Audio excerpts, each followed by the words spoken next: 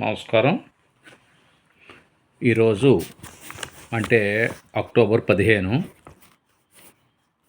భారతదేశ రాష్ట్రపతుల్లో పీపుల్స్ ప్రెసిడెంట్గా పేరు పొంది ఏరోస్పేస్ సైంటిస్టుగా భారతరత్న అవార్డు గ్రహీత ఏపీజే అబ్దుల్ కలాం గారి జయంతి. వారు రామేశ్వరంలో 1931లో అక్టోబర్ 15వ తారీఖున జన్మించారు. వారు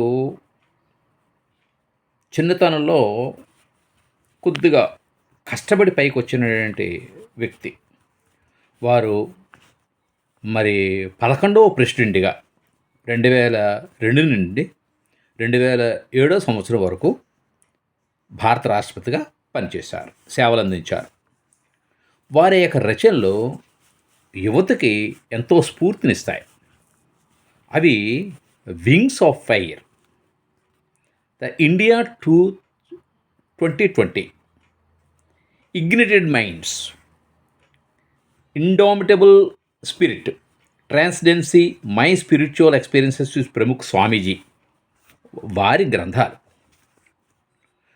వారు రాష్ట్రపతి పదవి అనంతరం కూడా ఎక్కువగా యూత్ని ఇన్స్పైర్ చేయడానికి వారి యొక్క ఉపన్యాసాలు ఉండేవన్నమాట.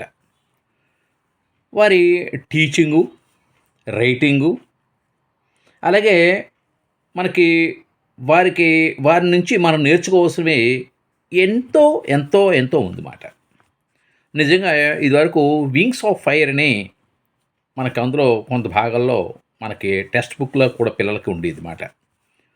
అంటే వారి యొక్క అసలు పూర్తి పేరు ఆవుల్ ఫకీర్ జైనులుద్దీన్ అబ్దుల్ కలాం. మరొకసారి ఆవుల్ ఫకీర్ జైనులుద్దీన్ అబ్దుల్ కలాం. వీరి ఫాదరు ఓ బోటు ఓనర్. అందుచేత ఏంటంటే వీరు చాలా కష్టపడి ఎంతో మంచి వ్యక్తిత్వం ఉన్న వ్యక్తి వీరు.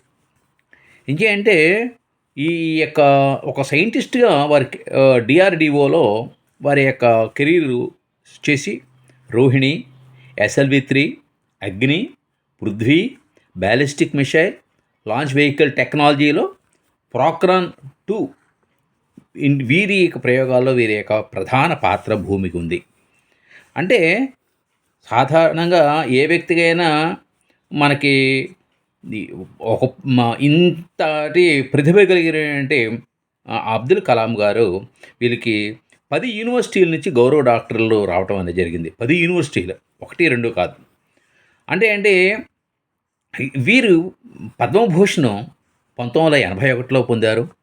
పద్మవిభూషణ్ 1990 సంవత్సరంలో పొందారు. ఆఖరికి మన భారతదేశ అత్యున్నత పురస్కారమైనటువంటి భారతరత్న 1997 సంవత్సరంలో వారు పొందడం అనేది జరిగిందన్నమాట. అంటే వారి యొక్క జీవితం గురించి మనం పూర్తిగా తెలుసుకోవటం అనేది ఒక యువతకి ఒక ప్రేరణ లాంటిది మాట.